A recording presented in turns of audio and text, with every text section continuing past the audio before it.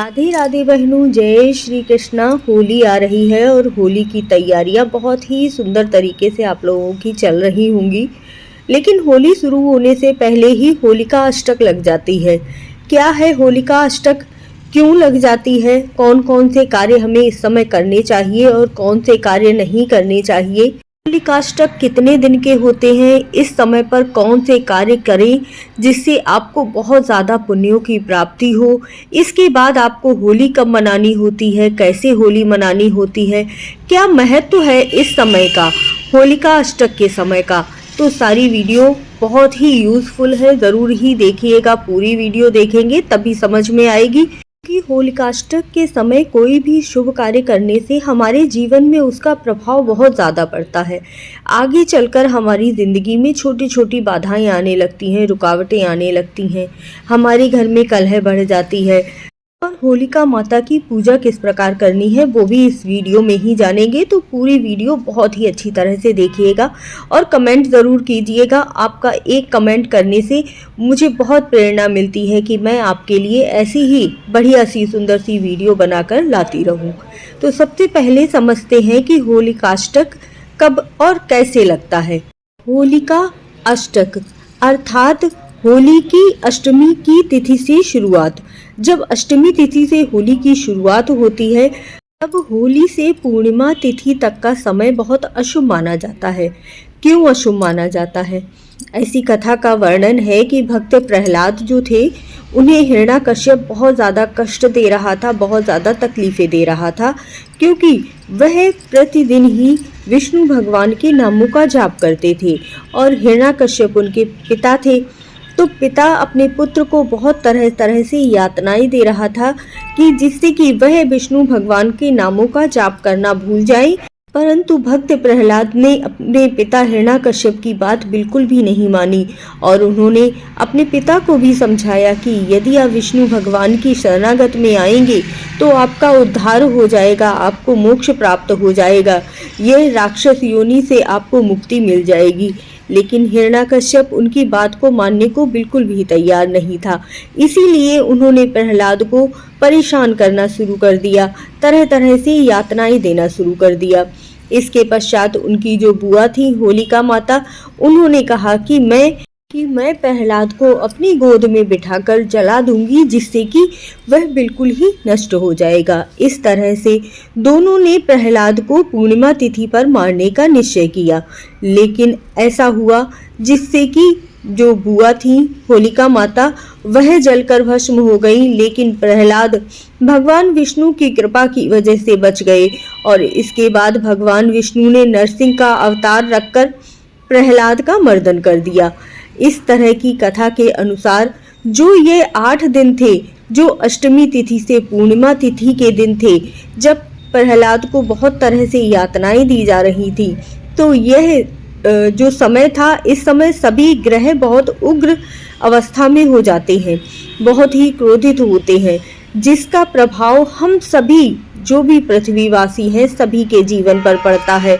इसीलिए इस समय कोई भी मांगलिक कार्य करना, शुभ कार्य करना अच्छा नहीं माना जाता। इस समय कोई भी शुभ कार्य नहीं किया जाता है।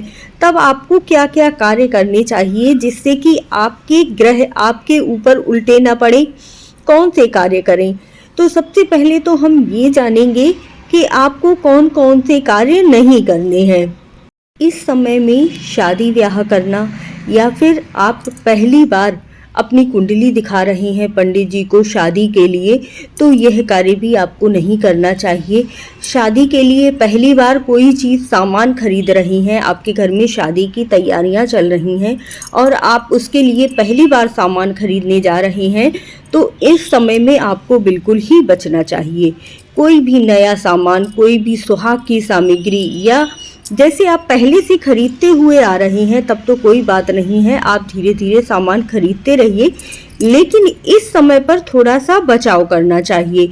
इसी के साथ ही अगर आप जो दुल्हन है वो अपने श्रृंगार के लिए सामान खरीदती है, अपना लहंगा वगैरह खरीदती है, तो इस समय पर थोड़ा सा बचाव कर लीजिए। इसके बाद ही खरीदना ज़्यादा शुभ माना जाता है।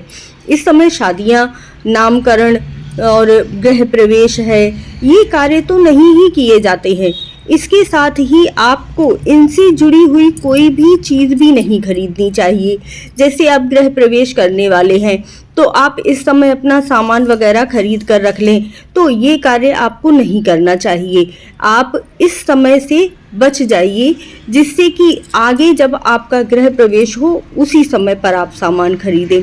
यह समय इन कार्यों के लिए बहुत ही अशुभ माना जाता है। दूसरा कार्य है बच्चे का अन्नप्राशन, जो किसी भी समय आ सकता है, क्योंकि छठे महीने में बच्चे का अन्नप्राशन करवाया जाता है। तो पूरा 1 महीने का समय होता है, आप इस समय को बचाकर भी अन्नप्राशन अपने बच्चे का कर सकते हैं। क्योंकि देखिए, अगर आप इस अशुभ समय में अन्नप्राशन करेंगे तो इसका प्रभाव बच्चे के जीवन में पूरी जिंदगी तक रहने वाला है। इसीलिए इस समय को हमेशा ही बचाना चाहिए। इस समय सभी ग्रह बहुत रुष्ट होते हैं। अपने बच्चे से जुड़ा हुआ कोई भी कार्य हमेशा शुभ समय पर ही करना चाहिए।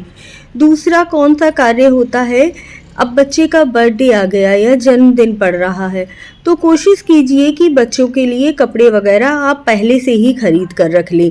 अब बर्थडे की डेट तो आगे पीछे नहीं कर सकते हैं आप, तो अच्छी तरह से बर्थडे मनाइए, बढ़िया तरीके से बर्थडे मनाइए, लेकिन वस्त्र पहले से ही खरीद कर रख लें। और हो सके तो एक बार भगवान को पहना दें और एक बार खुद भी अपने शरीर पर डाल लें किसी अच्छे दिन पर, शुभ दिन पर, शुक्रवार है ऐसे दिन पर, और फिर अपने बर्थडे पर पहन लीजिए। तो ऐसा करने से प्रभाव थोड़ा कम हो जाता है। तीसरी चीज़ आती है सूतक पातक का समय, अर्थात बच्चे का जन्म हुआ है या घर में किसी की मृत्यु हुई है, तो वह कार्य देखिए, जब भी बच्चे का जन्म होता है तो 12 दिन में, 13 दिन में तो घर में हवन यज्ञ वगैरह करवाना ही होता है। तो वो तो आपको करवाना ही पड़ेगा, तभी आपका घर शुद्ध होगा और आपकी होली की पूजा शुरू होगी। तो इसीलिए ये कार्य तो आप कर सकते हैं, इसमें कोई रुकावट नहीं होती है। इसके साथ ही आप पूजा पाठ है जिस तरह से नियमित करते आ रहे हैं वैसे ही पूजा पाठ करेंगे। अपने व्रत जो आपने पहले से कर रहे हैं वो सभी व्रत आप करेंगे। बस कोशिश कीजिएगा इस समय पर आपको कोई नया व्रत नहीं उठाना है, व्रत का उद्यापन नहीं करना है। जैसे कि आप व्रत करते हुए आ रहे हैं तो आप इस समय पर अपने कोई भी व्रत का उद्यापन नहीं करेंगे। अगर उद्यापन का समय है तो आप इस समय पर व्रत रह लीजिए और जब शुभ समय आए तब आप अपने व्रत का उद्यापन कर लीजिए। हम जानते हैं कि हमें होलिका माता पर क्या क्या समर्पित करना चाहिए, जिससे कि हमारी कुंडली में, हमारे जीवन में जो होलिका माता का प्रभाव है वह समाप्त हो जाए। ये जो त्योहार होते हैं ना, इनका प्रभाव हमारे जीवन में, हमारी कुंडली में विशेष रूप से पड़ता है। तो हमें क्या क्या समर्पित करना चाहिए। चंदन, आप कैसे थाली तैयार करेंगे, चंदन रख लीजिए। उपले बनाए जाते हैं कंडे गाय के गोबर के, अलग अलग तरीके से बनाए जाते हैं, चांद, सितारे, तारे इस तरह से बनाए जाते हैं, तो उपले बना लीजिए। कपूर, पान का पत्ता, लौंग, नारियल जरूर लीजिएगा, जटा वाला पानी वाला नारियल, काले तिल जरूर लेने हैं, गेहूं की बाली लेनी है, और इसके साथ ही गुड़ की बनी हुई गुजिया हमारे यहाँ चढ़ाई जाती है। आपके यहाँ जो भी मीठा बनाकर चढ़ाया जाता हो आप वो भी रख सकते हैं। इसके साथ ही थोड़ी सी हवन सामग्री भी ज़रूर ले लीजिएगा। हवन सामग्री लेने से कहते हैं कि अगर किसी के घर में विवाह के योग नहीं बन रहे हैं और वह हवन सामग्री होलिका माता पर अर्पित करते हैं तो विवाह के योग बनने शुरू हो जाते हैं। अगर आप चंदन चढ़ाते हैं, चंदन रोली भी ले लीजिएगा। चंदन और रोली चढ़ाते हैं तो आपके घर में सुख आता है, समृद्धि आती है। ये जो उपले बनाए जाते हैं ना गाय के गोबर के, ये जलाने से हमारे घर की जितनी भी नकारात्मक ऊर्जा है वह समाप्त हो जाती है। इसी तरह नारियल को माता लक्ष्मी का स्वरूप कहा गया है, तो अपने घर के प्रत्येक सदस्य पर 7 बार बार कर आपको वह नारियल होलिका माता पर जलाना है। इससे क्या होगा कि आपके घर में प्रत्येक सदस्य के ऊपर अगर कोई भी नेगेटिव प्रभाव है वह समाप्त होकर आपके घर में धन का आगमन शुरू हो जाएगा। देखिए, घर में धन कभी भी किसी एक व्यक्ति की वजह से नहीं आता है। आपके घर में जितने सदस्य हैं सभी का प्रभाव जब पड़ता है तब धन आता है। इसीलिए घर में जितने भी सदस्य हैं उतने नारियल लेकर सभी के ऊपर 7 बार नारियल को बारना है और वह नारियल आपको होलिका माता में, जब होलिका माता जल रही होंगी वहां जाकर समर्पित करना है। और मुख्य रूप से गेहूं की बालियां ज़रूर ली जाती हैं, जिससे कि हमारे घर में अन्न की, धन की, किसी भी प्रकार की कोई भी कमी न हो। तो इस तरह से होलिका माता की पूजा कीजिएगा। आई होप वीडियो आपको बहुत ही अच्छी लगी होगी। चैनल को सब्सक्राइब ज़रूर कर लीजिएगा और बेल ज़रूर दबाइएगा, जिससे कि आपको हमेशा ही नोटिफिकेशन मिलता रहे। जय श्री कृष्णा, जय राधे राधे। मुझसे जुड़ने के लिए धन्यवाद।